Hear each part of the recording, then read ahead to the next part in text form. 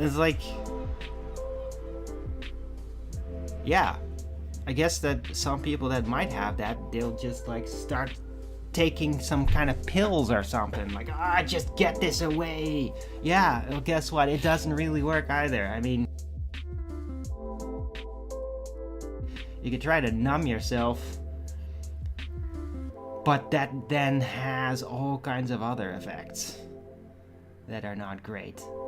So the best thing is to just kind of go through it raw and have a day, maybe a few days, where you just suffer under your own frickin' emotions for no apparent reason. But if you try to suppress it or pretend it's not there, like, the damage can be even worse. So that's my personal tip if you have any kind of weird mood swings around springtime, is just try not to drug yourself when that happens. Give yourself a bit of room to just kind of be emotionally retarded for a bit. Right. But it seems like I've gone through that, sorta, and I feel a lot better. And it really does kind of feel like post-inflammation too. So there might be some kind of like weird inflammation, like literally in my brain, that accompanies that effect, because it feels like post-inflammation, like it's been through that and it's calmed down now. That's what it feels. It's a very distinct feeling. I don't even know how to describe that feeling. It's just I recognize it. It feels post-inflammation, and I mean, it's great because that means it's over. I can just move back to at least emotionally functioning again, instead of just having this terrible sensation that just doesn't actually connect to reality, but it's continually burdening you. Right. So yeah, yesterday not such a great day for me, and like it is accompanied also with like momentary panic attack shit and all that. And I mean, not like I really go spastic or anything, but I mean, emotional instability does typically come accompanied with stupid anxiety attacks, which are very tedious. But I'm getting over it. I'm just gonna try to grow into the springtime, because I mean, springtime is here. And especially I'm noticing it about just my smell capabilities, because it just, I can smell more.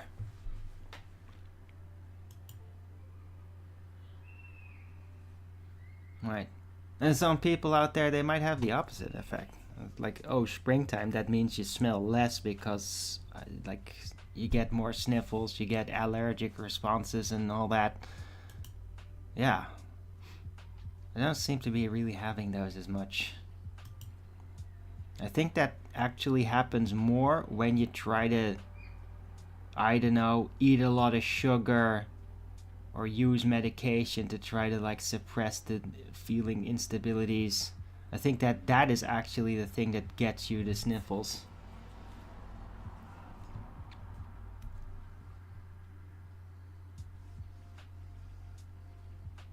I had the sniffles a bit yesterday because the day before, Saturday, I did kind of like eat too much sugar.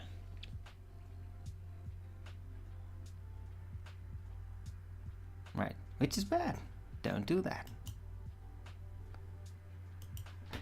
Anyway, right. Jesus, I've been blabbering on for 32 minutes. But I mean, I do feel a lot better today, and I'm glad that the signal is stable and everything. No troll pylon just yet, although it's very soon. They might just come over and do that anyway. Or maybe not. But yeah, let's look around again. Regime change in Cuba is lined up. Oh, goody. Oh, goody.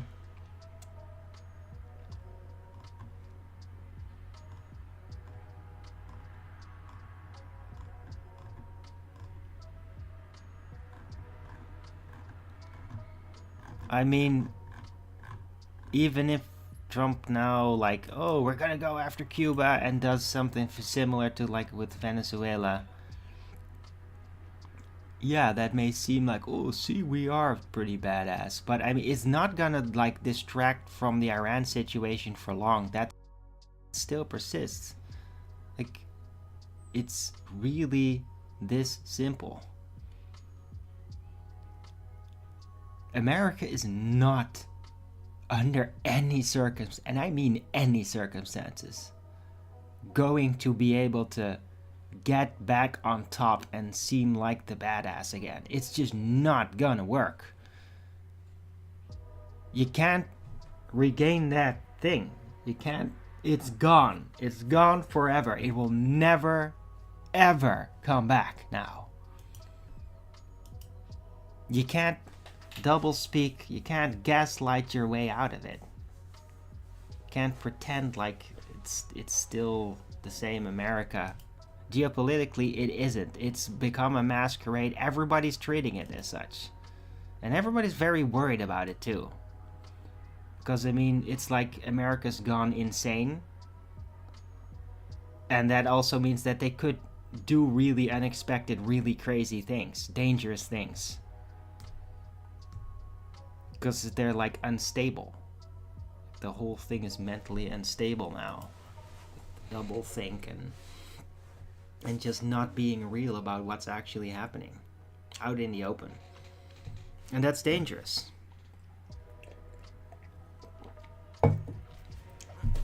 But yeah, you can't just regain the high ground after everything that's happened. It's not going to work. It's too late. There's nothing you can do. Graceful retreat and building back up is the only thing that can make it come back. And that will absolutely take quite some time to do. Right? And I mean, Trump could still make a couple of good deals here and there. I'm sure he will. They tried this deal with Japan, an energy deal thing.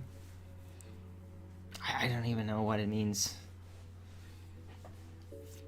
But when it comes to being the world's police force kind of attitude, that geopolitical dance, it's done. It is over. It doesn't work anymore.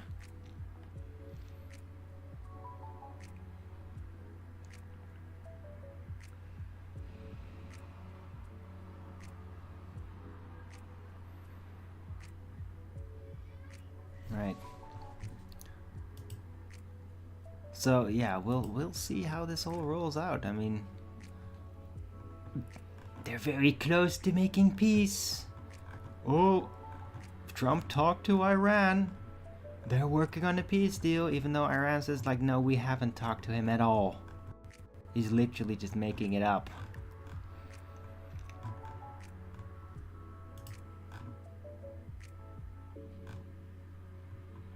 I mean, all that's doing is creating a lot of cognitive dissonance everywhere. Confusion. Because, I mean, people that are trying to support Trump, like, they don't really understand what the hell's going on anymore, too. They're like, oh, he's making peace. Yeah, yeah. But, I mean, nobody's believing us, though.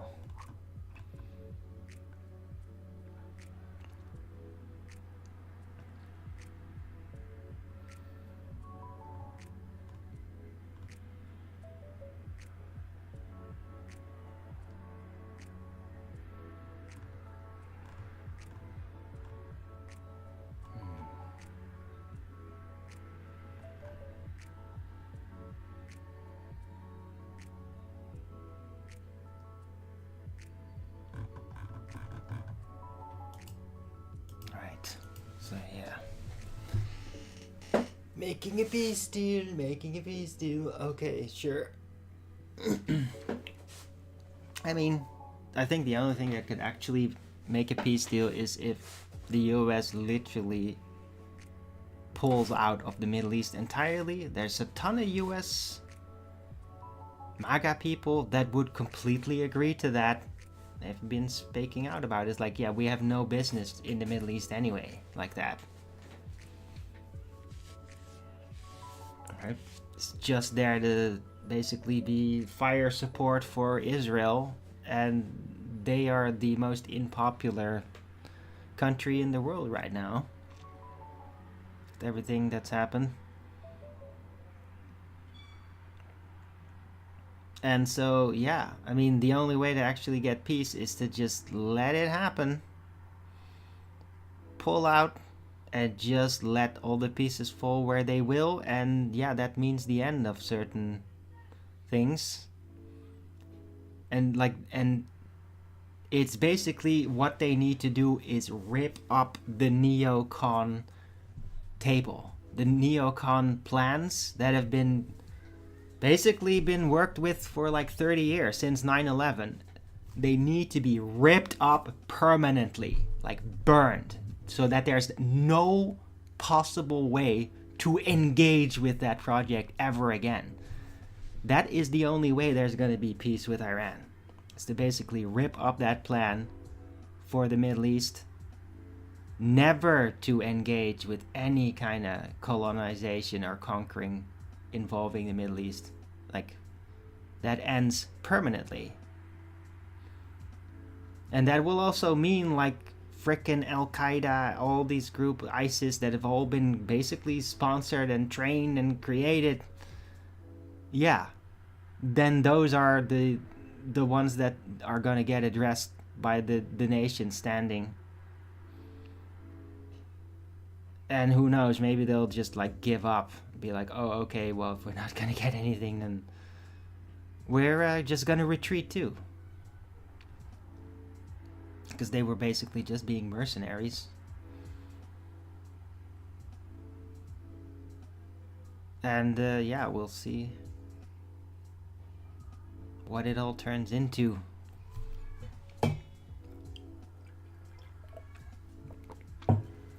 So yeah, unless I'll put that in the title, why not?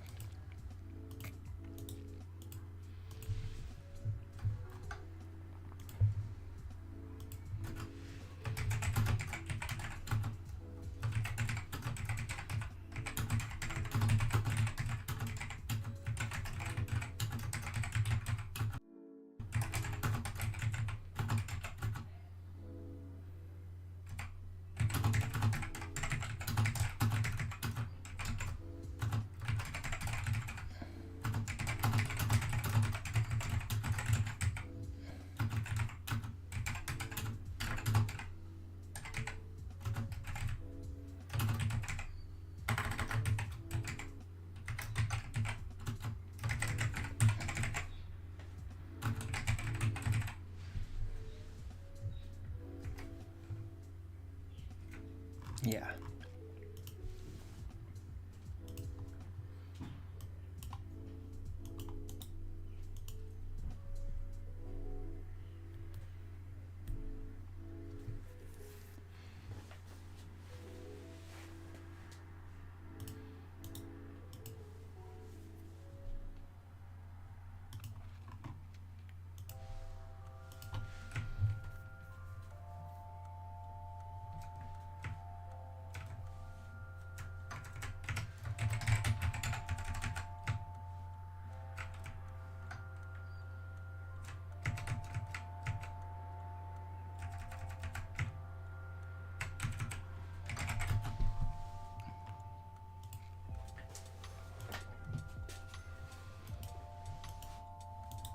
All right, so that's it, right? I mean, can you let it go?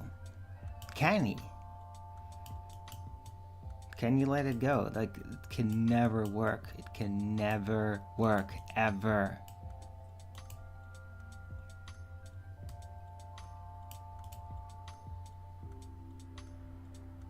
Yeah, you're never gonna conquer Iran. Do you understand, Trump? You will never conquer Iran. And this is not, oh, you're an Iranian agent. Dude. No. This is just reality. It can't work. It wouldn't work. Everybody warned you it wouldn't work. Just trying to do it will cost dearly more and more and more over time. And that's just trying it.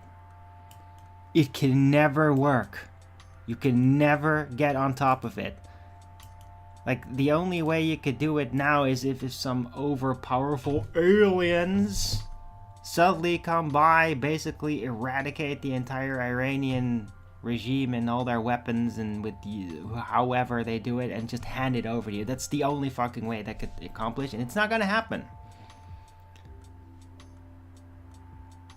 Right? If something like that could even happen.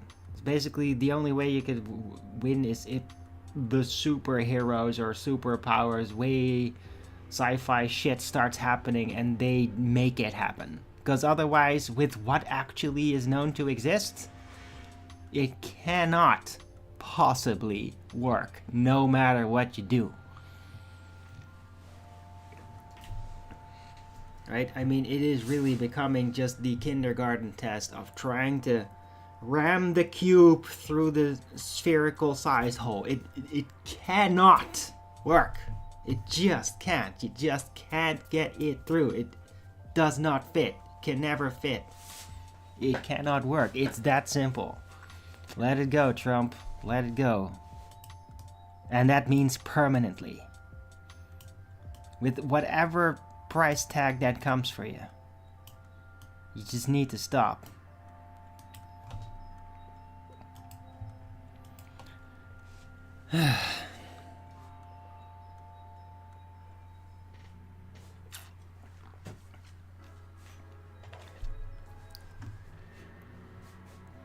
Right? So, yeah, I mean, that's the sentiment for a lot of people, and yeah. And I'm gonna move on to Cuba.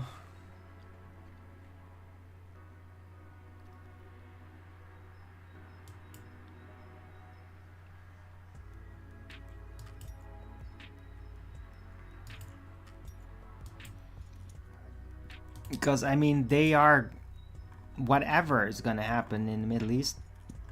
And hopefully the US is gonna pull out as quickly as possible, so that everything can restabilize again in whatever way. I mean, it's not gonna look good for Europe, guys. I mean, I'm just trying to do damage control. I'm just trying to advise in a way that's gonna like minimize the amount of damage and friction, and because Europe is gonna be pretty much fucked in all of it, no matter what direction it takes at this point. But I mean, that doesn't mean like, oh well, if Europe is gonna be fucked, well then fuck the world. No, because that's never gonna solve anything. If that's your attitude, if that is gonna be your attitude, well then you do not deserve to have prosperity. Because then you're just no better than the average person in a third world country. Because they think like that too.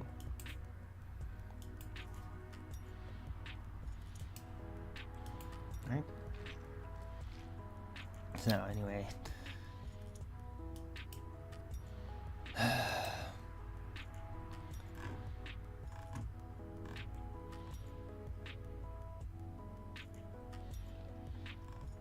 Yeah, and I think Israel's gonna surrender at some point. Like, I think that the Israelis are going to force their government to surrender.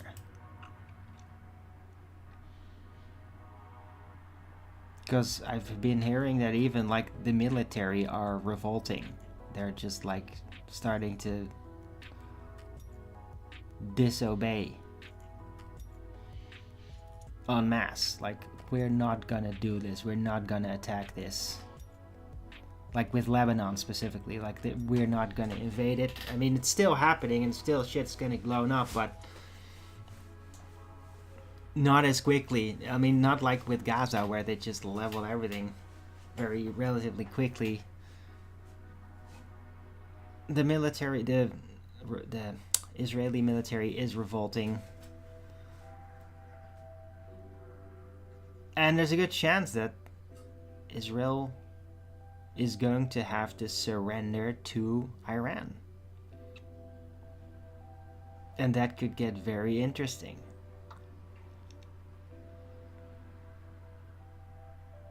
Because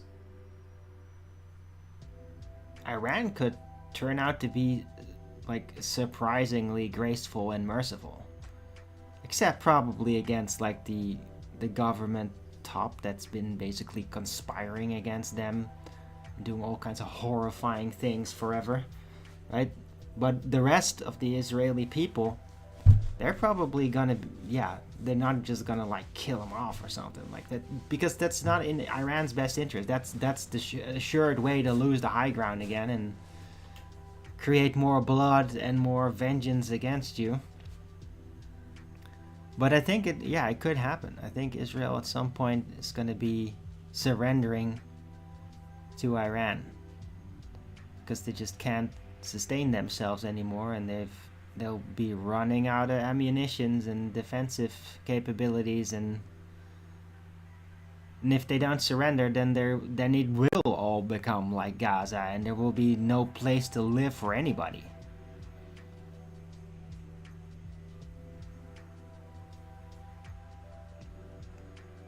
Right. I wonder how long that's gonna take. I really do. I mean, that could be in like 2 weeks. It could happen very quickly. Or it could just kind of like, just drag on.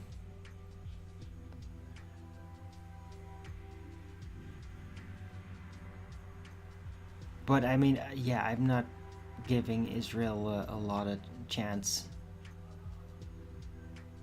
I mean, especially, yeah, with the US, of course, like being forced to basically pull out, like, yeah, then there's nothing Israel can do either, because they were completely dependent.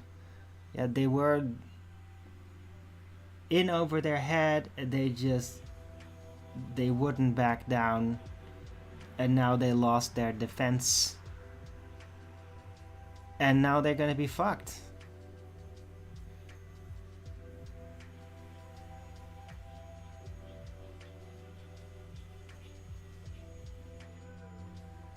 And I think a lot of people in the world are basically like looking at it, so like, oh, is this gonna end now? Because I mean, there's been people all over the world that have, through the news and all that, been witnessing just what Israel has done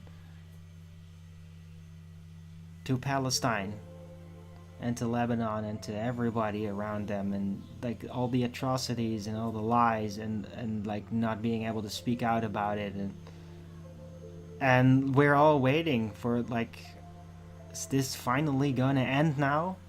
This atrocity? Is it finally gonna end?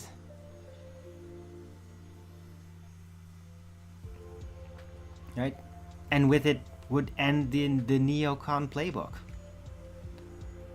Let it happen. Let the neocon playbook be ripped up and ended forever. It was a terrible plan to begin with. It's cost tons of money. It's made worse a lot of things. It's just created hostility. It wasn't good for anything. It's just a stupid, archaic plan of conquest. And it's just ruined so much in the world. It's, yeah. Please let it be over forever.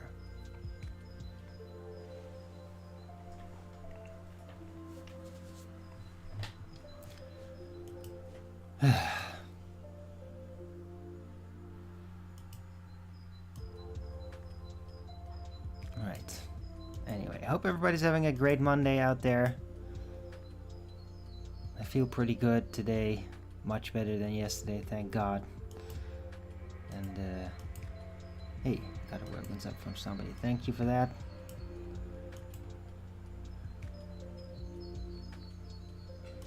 I'm just basically addressing the situation of the day.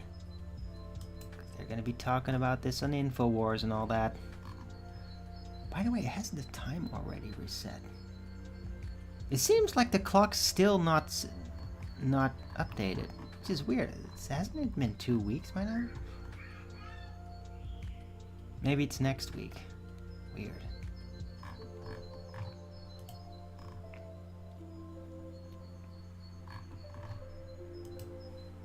Hey, viscosity.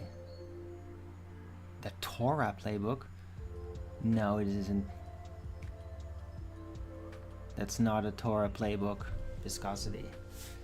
I mean, it's an incorrect interpretation that is also partially based on the Torah. But it's not the Torah playbook, viscosity. There are like a shit ton of Jews out there that I've played videos of here. I've played them. That are like explaining like, no, what they do, that's all completely wrong and it's against God's will, and they're basically Satanists.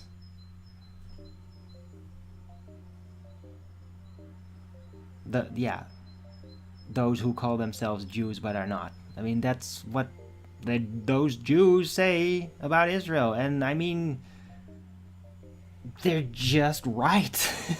I mean, what can you do? They're just right. Right? And I'm glad they're speaking out about it. It's very relieving.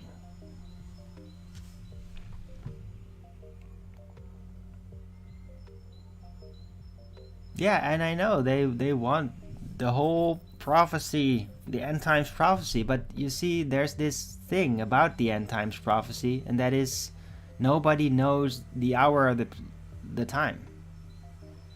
Nobody knows when, which also means you can't actually force it. They can try, but God will stop them. Because God is the one to determine when that happens. Not a group of conspiring people that think that they can force God's hand. See? Viscosity? That's the difference. It's not the Torah playbook. They're just using the Torah as a template. But it's not really Torah compatible at all. They're violating all kinds of rules and all that. I mean, I don't even know the fine details. There's discussions about it all over the place. Right? But you can't just say it's just the Torah. No, it isn't. It's just a template.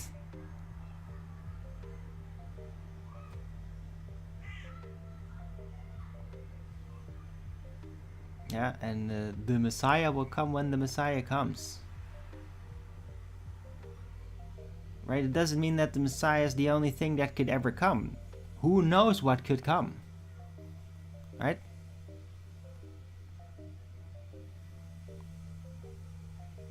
Like, it doesn't tell you exactly all the events of every special thing that will ever be arriving. It just tells you about the Messiah. So there could be all kinds of events that are going to happen in between, including this one, a feigned Armageddon kind of event. Yeah?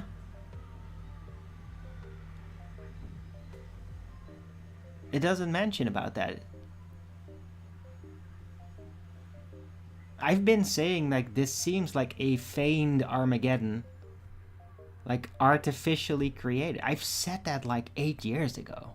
Like, it seems like this, like they're really trying to do, they're trying to follow like the Bible with this, playing it out, like trying to force that, but it's not real though.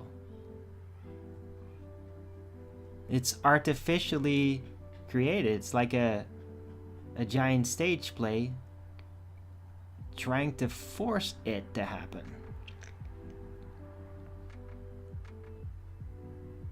And making everybody believe that it's happening. But it isn't.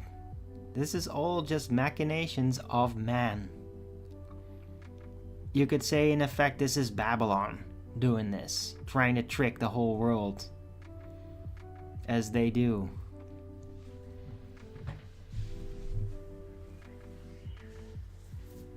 Right. Anyway, good to see you. Hope you had a good weekend.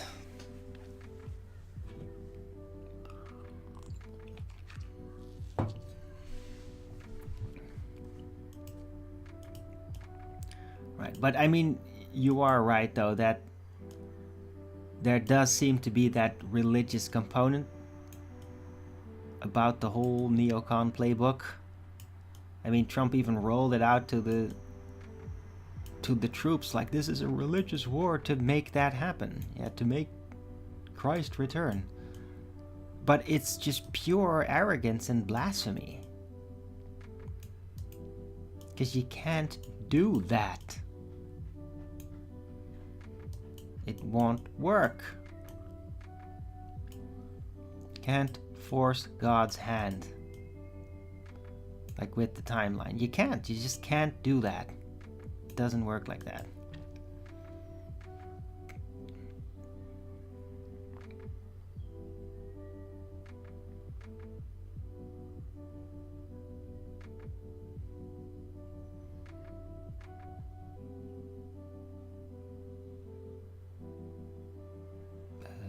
What?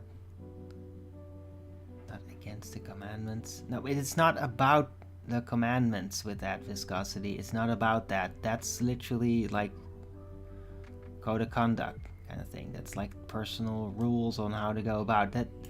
No, the point is you can't force these things to happen. You can't force the prophecy. You see, that is the thing you can't force. That doesn't have anything to do with the commandments. You just can't make it happen. Nobody knows the time and the place.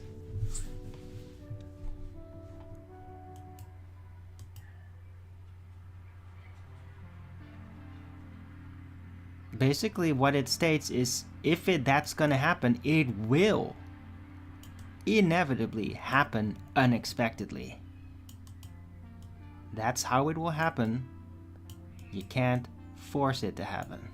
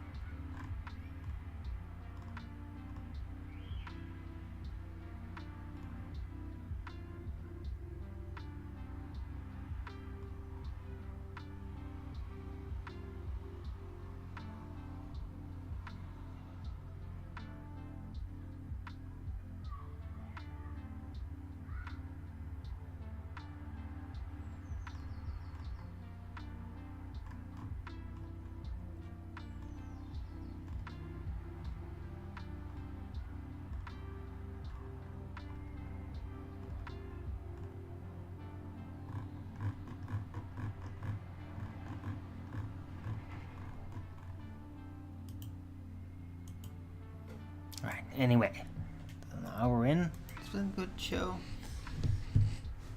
Always talking about geopolitics though, I'm sorry about that.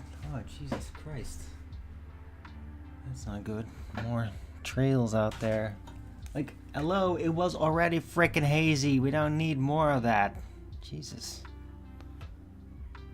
The whole checkerboard up there. Ugh.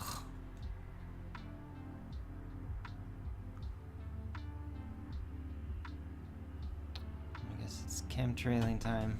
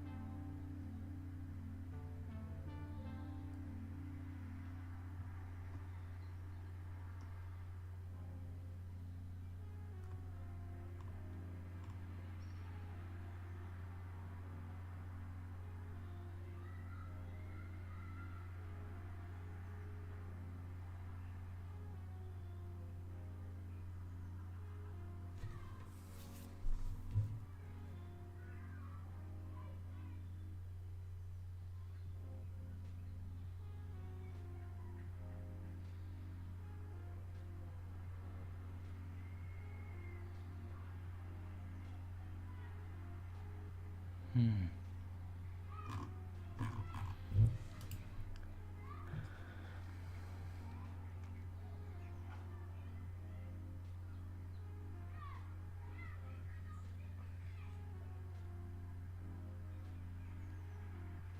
Hmm. How the hell do you know all this detail about them, Viscosi? It's... I guess it makes sense. You do seem a little bit obsessed with them.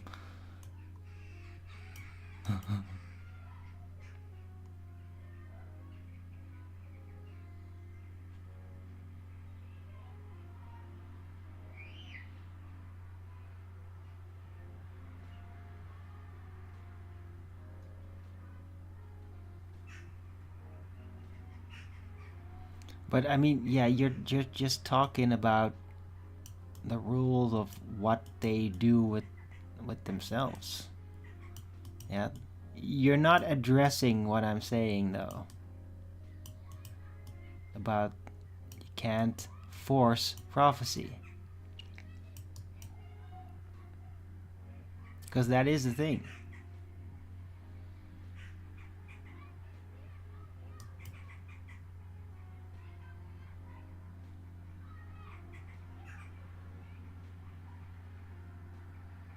But yeah, I know Jews do a lot of, especially the Orthodox one, they have a lot of weird things, weird codes that are part of the Torah and all that they follow. And it's kind of weird. Yeah.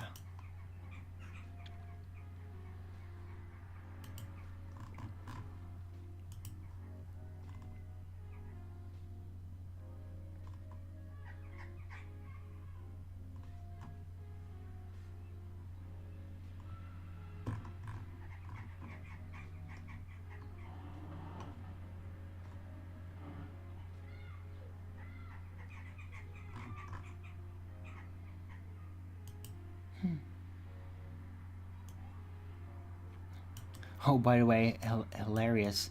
There's this guy in Florida, Palm Beach Pete or something,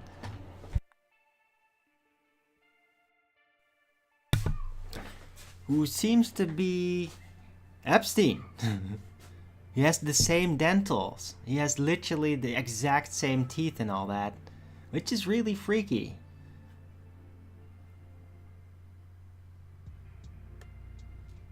I mean, that is really weird. But I mean, the guy really, either Epstein really figured out, like, he's doing a deep dive act in it, and it's like, he's like full in character of being that Palm Beach Pete guy, and is just not afraid to go out in the open. Everybody seems to think that it's really that guy, because he's not acting like Epstein at all. He's just this guy. This is his new character now. But I mean, it does seem to be him. He has the same type of teeth, like crooked in a very specific way. I mean, you can't fake that. Like, that is a telltale sign. It's like almost as distinguishable as like a fingerprint. So he does seem to be out there. Which, I mean, it could still be that he is like an originally designated double, which would mean that they would literally rearrange his teeth to make him look like Epstein. But I mean, the chances of that actually happening is just very small. So there's a good chance that it is him. And he's not in Israel, but he's actually in Florida, pretending to just be some random guy that's not super ambitious or anything.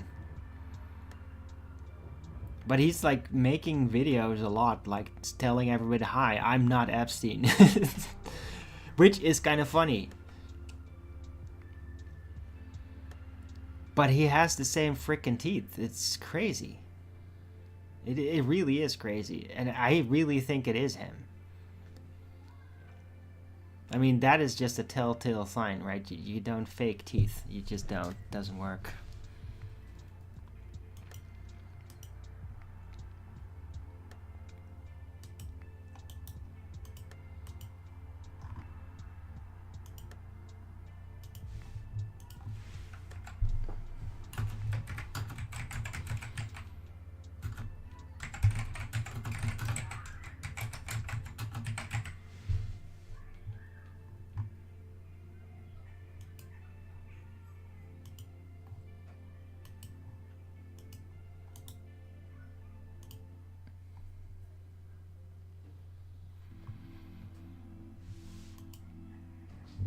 Anyway, I hope everybody's having a good Monday. Hope you're liking the show. It's working live perfectly smooth with OBS and Rumble, so yay. Don't forget to Rogan's it up if you're liking it. I'm gonna take a 2-minute break and then I'll be right back. Because, yeah, I mean, I could definitely do a longer show. See you soon.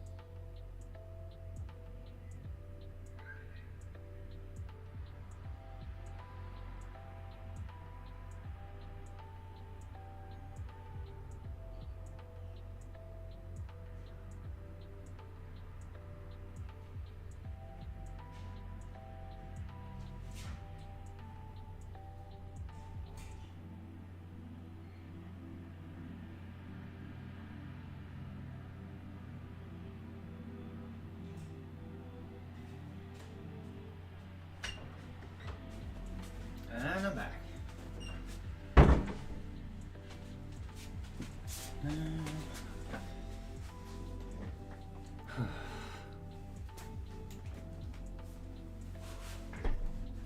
Right. Yeah, I had some X videos lined up. Maybe I should play one of these. This was a pretty good one. This was also interesting. Something that's not like war related or anything, because I mean there's so much of those types of videos everywhere, and it's fine, it's good that people are speaking out.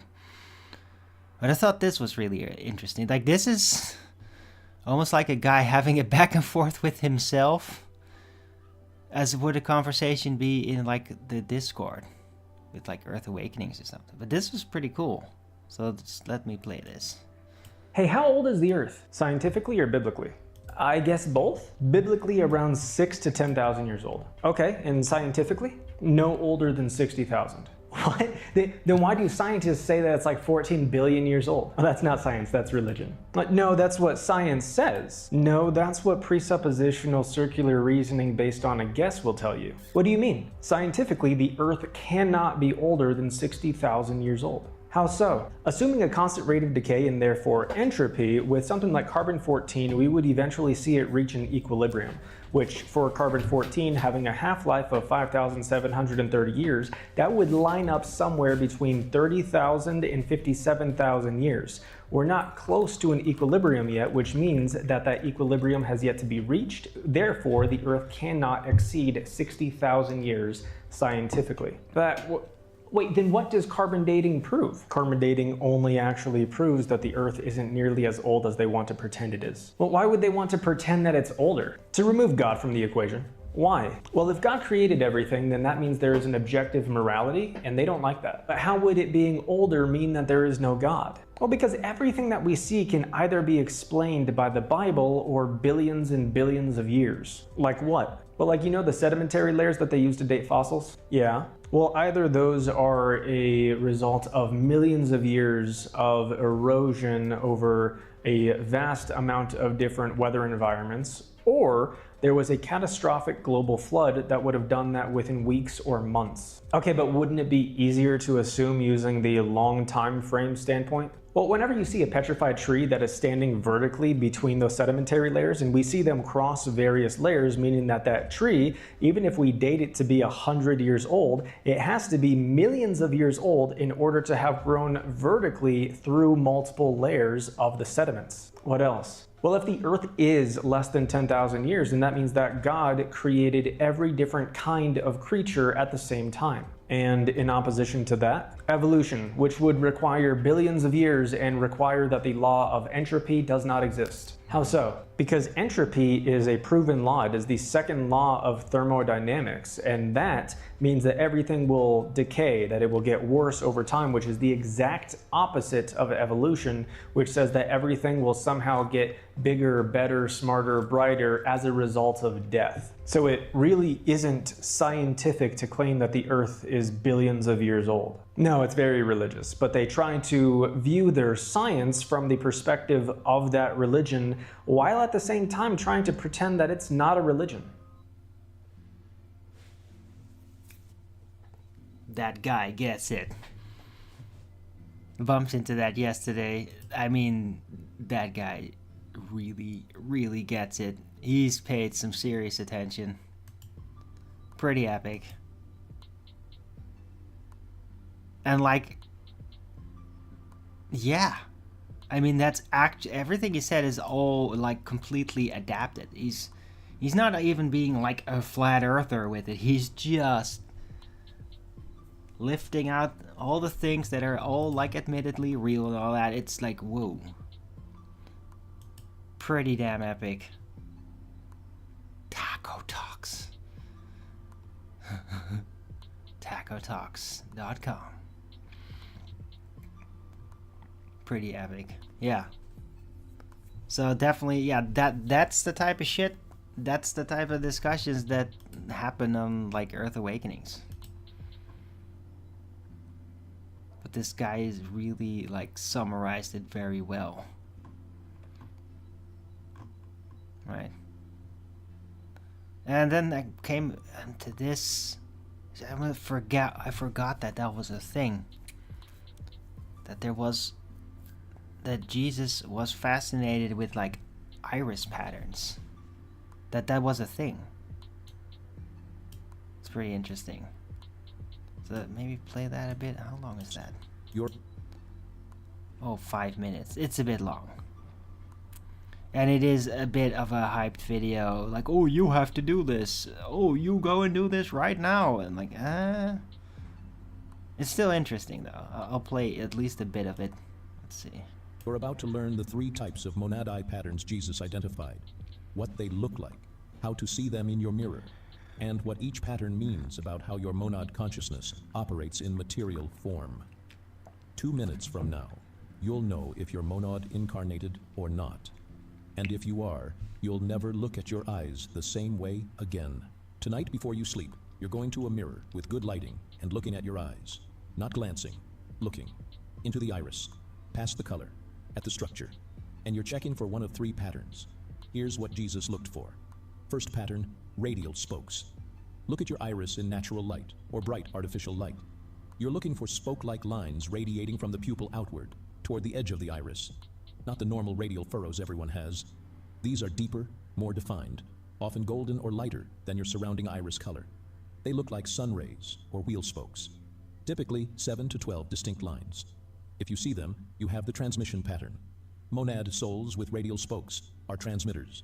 Your consciousness sends frequency outward constantly. You affect reality through presence. Rooms change energy when you enter. People's moods shift near you, whether you say anything or not. You're broadcasting monad frequency without realizing it. Jesus identified these souls as natural teachers and leaders because the spoke pattern makes them frequency anchors. When you're in a group, you stabilize the field. People unconsciously orient toward you. That's the radial pattern working. You're transmitting. Second pattern, concentric rings. Instead of lines radiating outward, you're looking for circular rings around the pupil, like tree rings or a target pattern. Usually 2 to 4 distinct rings at different distances from the pupil. They might be different shades or textures from your main iris color. Sometimes they appear as lighter or darker bands circling the center. If you see them, you have the receiver pattern. Monad souls with concentric rings are receptors. You pull information from the field. You know things without being told. You sense what's about to happen before it happens. You dream accurate predictions. That's not intuition, it's reception. You're downloading data from monad consciousness level constantly. Jesus identified these souls as natural seers and channels because the ring pattern makes them open receivers. You're not generating the information, you're receiving it. And the rings in your iris are the physical marker of that receptive capacity. Third pattern, sectoral divisions. Your iris looks divided into sections, like a pie chart or color wheel. Different sectors might be slightly different colors or textures, usually 3 to 6 distinct sections. The divisions are clear, not blended, like your eye is made of separate pieces that came together. Sometimes one section is dramatically different from the others, like a wedge of different color cutting through. If you see this, you have the integrator pattern. Monad souls with sectoral divisions operate in multiple dimensions simultaneously. You exist here, but you're also aware of somewhere else. You have memories that don't fit this timeline. You dream of places that feel more real than waking life. You've always felt like you're living in two worlds at once.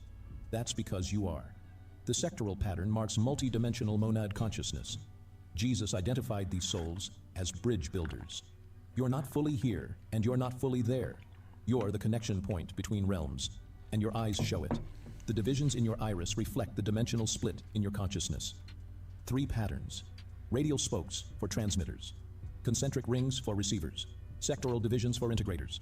Jesus looked for these. If he saw one, he knew. Monad soul. Ready for activation. If he didn't see any pattern, human soul. Keep it surface level. That's how he filtered. That's how he selected. And that's what you're checking tonight. Tonight you're going to a mirror, not tomorrow when you remember. Yeah. You have to do it now. Yeah, I mean, I literally don't have proper lighting over at a mirror in order to check it. But I mean, like, I feel what I feel, like, yeah. But it's interesting that, like, that was a thing. Don't really talk about that a lot in church, do they? But it is interesting. Right, but I mean, my iris color is very brown. But it might have some patterns in it. I think I had it checked, like, when I was much younger. But you really have to, like, put lighting on it and, like, look at it carefully. I basically am incapable of checking it at this point. Because I just don't have the proper lighting that's bright enough to help me really see over at the mirror. Or I would have to, like, take the mirror out off the wall and then do it here where I can, like, take a lamp directly. But yeah, I'm not gonna do that.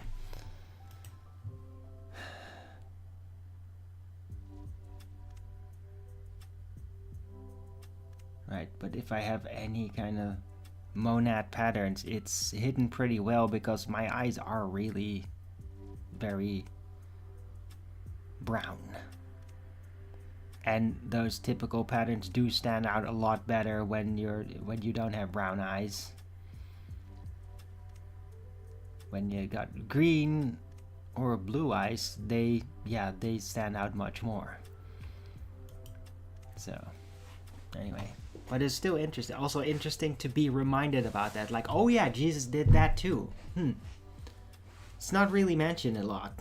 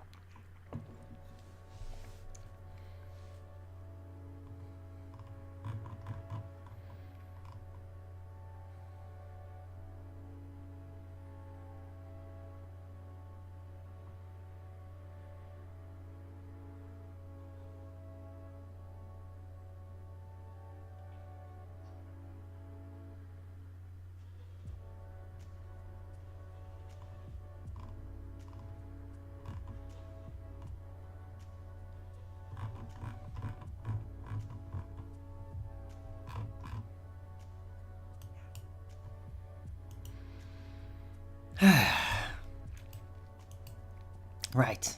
Yeah. Well, hour 25 minutes in. Man, time is flying. Time flies when you're not in anguish. But I mean, I do feel a lot better and more at peace, and I just felt so terrible yesterday. And maybe it really was like because I just had too much sugar. Because I the food bank gives out like cookies and stuff too. And there were a bunch of syrup waffles, and I ate almost all of them, and that's not good. Was very tasty though, but not good. And I think that basically overdose glucose my entire system, and that led to this weird thing where I just felt really out of whack yesterday. So, and I don't feel like that right now because, well, yesterday I did not eat any kind of sugary things. Definitely staying off it. Because I like to feel much more stable and not in emotional anguish. Right.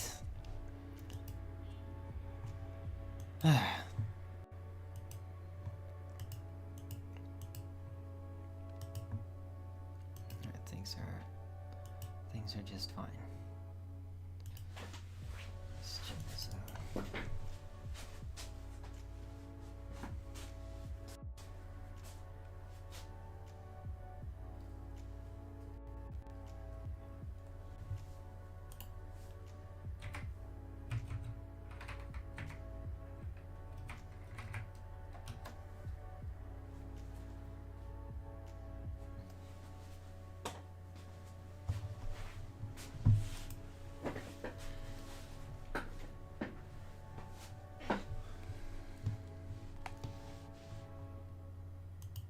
Right, yeah, Sammy Boy, for some reason, probably in response to that video of how old is the Earth, the guy talking about entropy, he says entropy is science fiction because water does not decay.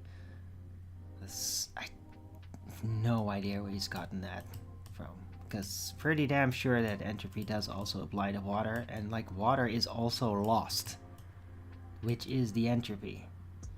Yeah. It transitions or splits up, if you use electrolyses to split the water, supposedly into oxygen and hydrogen, and you then you ignite that, you turn that back into water. Some of the water's lost. There's loss. There is loss in transformation. And this happens with a lot of material. It's one of the things. It's there's a percentage, even though very small, that gets lost, and that eventually there is a decrease of everything. When you transmute matter, you change it from one state to the other, or you split it up, turn it into something else. Little bits are lost. They just are. Matter does get lost, so entropy definitely does apply to water. It's very strange you would say it doesn't. It does.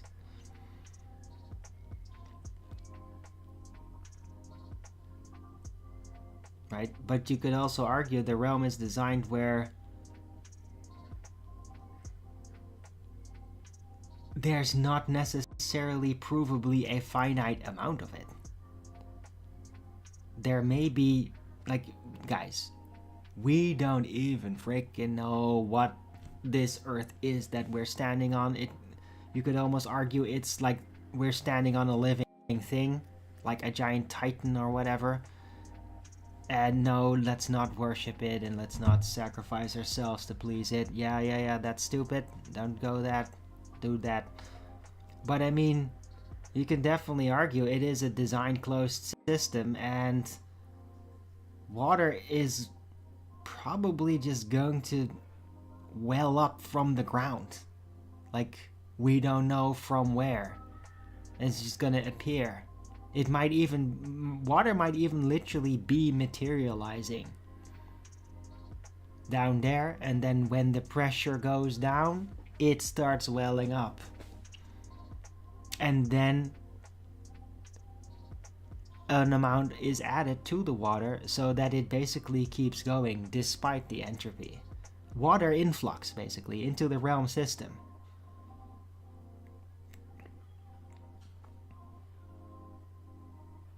Right? If it gets split up and then bits of it are lost, then eventually water would be added. Comes in from the ground. That's what I think.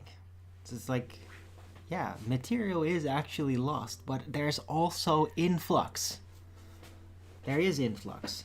And I think that this even happens with air. I think that actual air becomes lost, not because, it loses the gravity loses the grip on the atmosphere, and then a little bit of atmosphere flows off into space. Yes. No, it doesn't. That's ridiculous. There is no outer space. If there would be, it would all be immediately exploding off into the open lower pressure system to try to equalize, and then there would be no pressure on Earth, right? So that's definitely not happening. But within this closed system, I think just because of all the transformation, which, like, including fire, right? Fire burns the air, takes the oxygen out of it, right? I think that because of all the reactions that happen with air, the air does actually deplete. And I think it's also coming from somewhere besides the typical eco cycle, right? Because there is this air eco cycle between, like, living beings and breathing, and then the plants breathe what we breathe out, and then they breathe out what we breathe in. That's also happening. But I think that the general amount of air does actually break down. Air is lost, and so there must be an influx of it to balance that out, right? The pressure lowers, like the entire pressure on the world lowers. There might be a weird ass vent in the firmament with that's just okay. Influx of air. Like, where is that coming from? I believe there's literally influx of air coming from somewhere mysteriously. It's not coming from the ground. It might be coming from somewhere up there, where there's just moments of influx. It's suddenly coming from somewhere. Like a batch of air just moves in. Fresh air, the typical composition, like the ideal composition, just like pure water seems to be coming welling up from the ground, very deep. This is also what Gaddafi at the time was digging into underneath Libya. And it's like really pure water, and it's there. It comes welling up. From where? We don't know. From really deep, and we can't tell. We can't tell how it's coming from there, where it exactly is coming from, but it's coming from there. So yeah, water might be welling up from the ground, and air might be coming in from the top. Could be. But I mean, the entropy definitely does apply to all the matter here in this realm. Air does get lost, water does get lost through its chemical transformation. It just happens. But yet, we're not just gradually depressurizing and drying up, though. Yeah, the ocean level remains consistent, which is on its own mind-boggling. Not because of climate change bullshit, but because of entropy. With all the reactions that are taking place in the world, the water should be decreasing, yet it stays ocean level no matter what we do. So only logical conclusion to draw is there is water in flux. To even it out, to keep it level, to keep it in that consistent amount. There's water from outside of the known realm, from where we know what is within our reach, influx. There's influx of water, and I think there's influx of air. There's some system that's keeping the balance of the air and the water in our system to basically even out the loss that naturally happened because of entropy. And then if that happens a lot, let's just say like the world goes crazy with electrolysis, like the worldwide decision to like we're going to purely transition to hydrogen. So like take all the water and just like evaporate it and or not evaporate, like split it up to create hydrogen. Well, that would definitely then start like cutting down on the amount of water that actually exists. And I mean, there's so much of it though. So much water. I mean, it'll take ages. But let's just say there's an insane apparatus that just like takes 100 tons of water a second and splits it into hydrogen immediately and just keeps doing that. Suck the ocean, like pump out giant amounts of hydrogen that it would use for whatever industry. Yeah, that's gonna literally decrease the amount of water. But I think that then there's a system that notices the amount of water, that measures the pressure, and if it drops oceanic pressure, it literally starts opening up a channel naturally and just pumping out water to even it out, to keep it level. I think that actually happens. And I don't know how. You can speculate it's an organism or it's a giant planned, God divinely designed ecosystem where it just accommodates for all things. It was designed to accommodate for it. Or it's more like a giant organism that's like insanely colossal on which we rest. The organism is passive, like it's not moving or anything, but that it's an organism specifically designed to keep it all in balance. Terrestrial organism that we're basically sitting on, that we're living on, that keeps the balance with these resources. I mean, it is interesting, but I mean that it does happen. There is water in flux, there is air in flux. I'm very certain of it. Because otherwise, logically, our atmosphere would grow thinner and thinner and thinner very measurably. Yet it doesn't do that. Right? As would the water levels just drop and drop and drop, and just water would just start disappearing. The sea levels would go down. It would dry up. Yet it isn't. It remains level. So there is something. There's something that inserts extra air, extra water to keep it at a certain level. And this place has been designed to do that. To accommodate. To account for entropy. Pretty remarkable. And I'm very certain of this.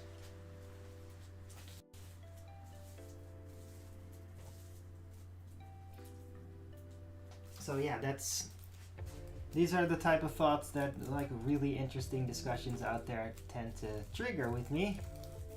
Like the video that I played. Because it just makes you think, right? Real physics consequences actually make you think about what's going on. Because real physics has real consequences. Right? Physics is not just how do we figure out some nonsense excuse to justify a model. That's not what physics is actually about. It's establishing about what is actually real and how it works. Despite any model, just what actually happens. Phenomenon, what happens, what causes it, cause of the effect.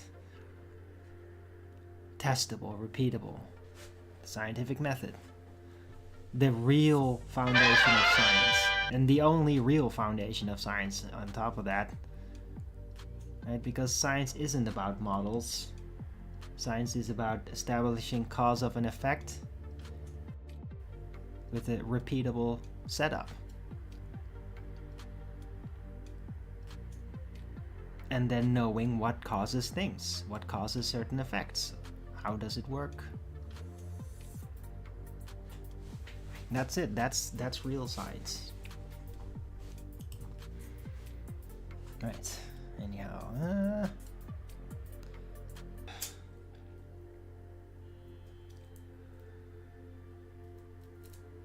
because you just feel completely useless. Right, anyway, I'm gonna take a bit of a smoking break and I'll be right around the corner. Don't go anywhere. Sun doesn't slow down or get more dim. Yeah, but the sun is not part of nature though. It's a hologram. It's not a burning ball of gas, as heliocentrism would suggest. In the most technical sense, we do not truly know what the sun is, but it's not a part of nature. Like, it's not a part of the physical world. It's out of reach. We can't really prove that it is physical. We can prove that there's light and that there's cycles and that the cycles are predictable, and that's about it. I think it's a hologram. I don't think there is anything anywhere. It's just this light. It's just manifesting. Right? And so, yeah, entropy doesn't apply to the sun because we don't really even know what it is. Entropy applies to the tangible, you see? To the physical, tangible world. To matter, basically. It applies to matter and energy.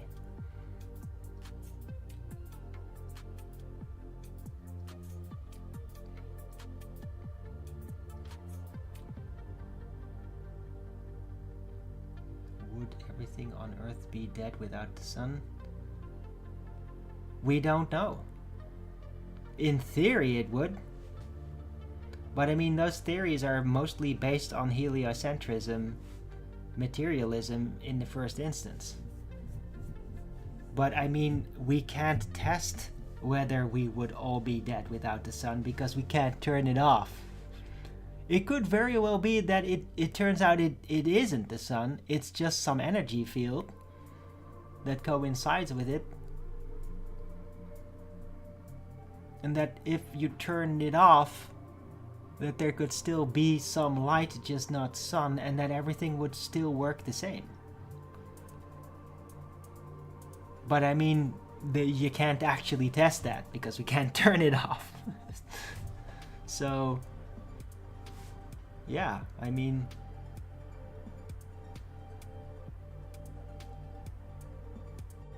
the without the sun is a purely fictional concept. See? So it's part of nature.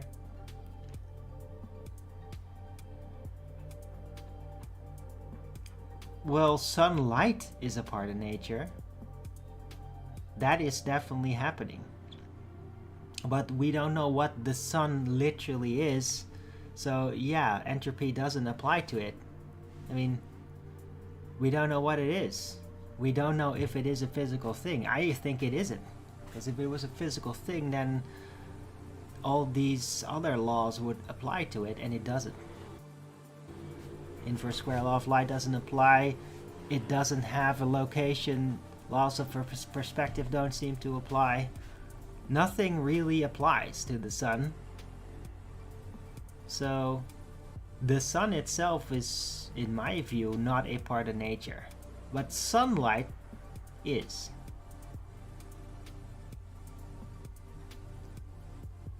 The light that arrives, that manifests, that we absorb, that we interact with, that does seem to be a part of nature. Anyway, don't forget to Rogan's it up if you're liking the show.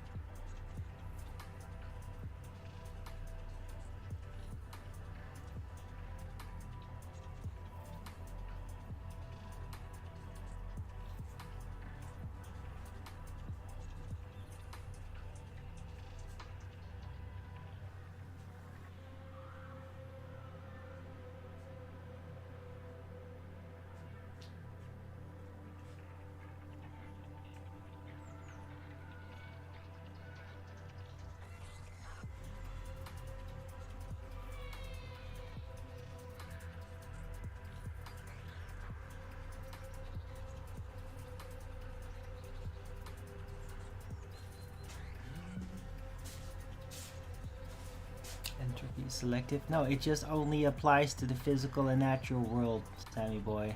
It's not selective.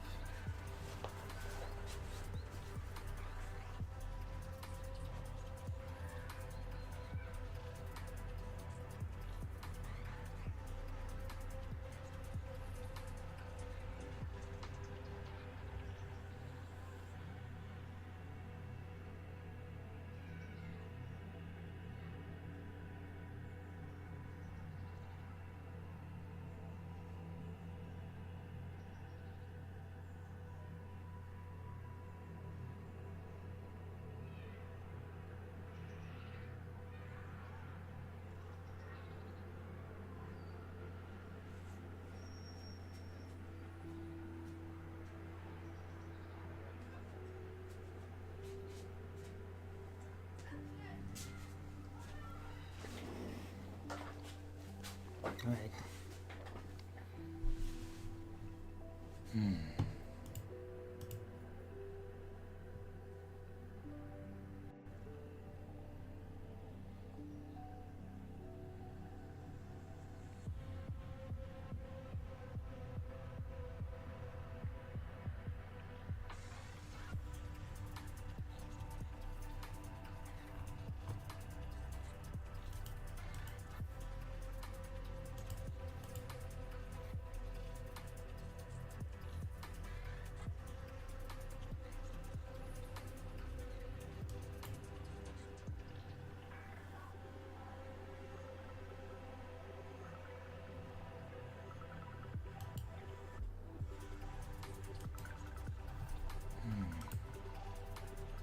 Man, it's really quiet out there this Monday. The Earth Awakenings, there's nobody there. Hope you're all enjoying the show. I mean, I think it's a good show today.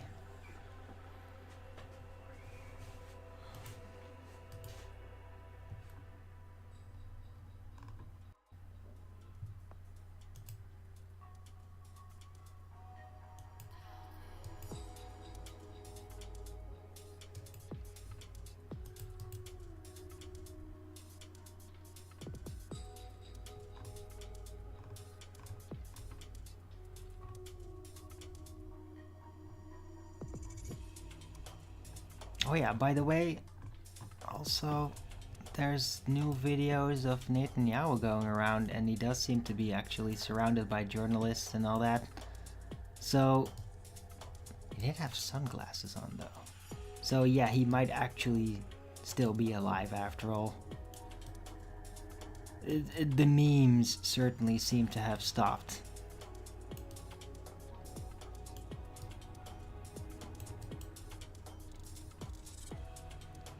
Still not 100% sure yet though. I mean, you'd have to like appear in a more official capacity in a non-pre-recorded way. Like on a stage, in the parliament or whatever, where just journalists are. But yeah, it might be alive after all.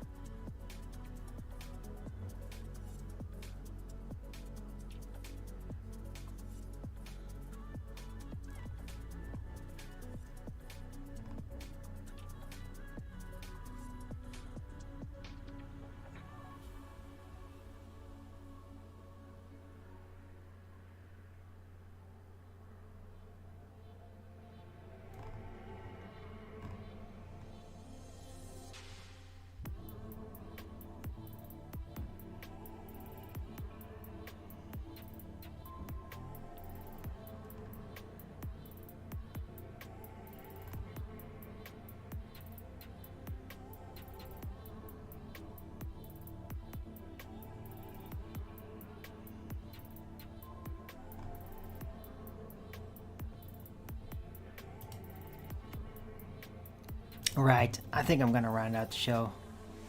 I'm just scrolling next now. Sorry. Been going for like 2 hours. It's good. Hope you all appreciated it.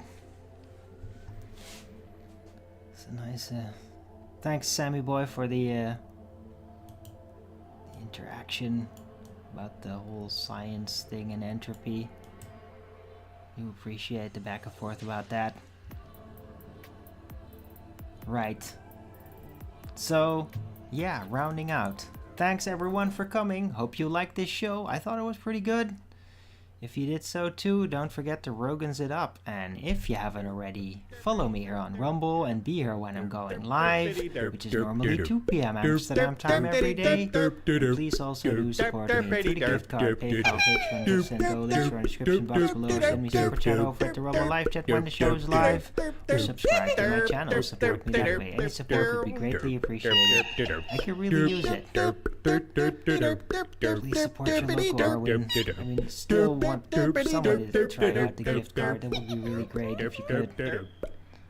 Please contact me about that.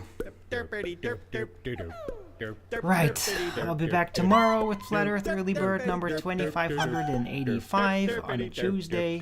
Everybody have a great rest of this Monday. We got some nice weather too, not so many trails. Yeah, have a great day, and until the next video, keep it flat.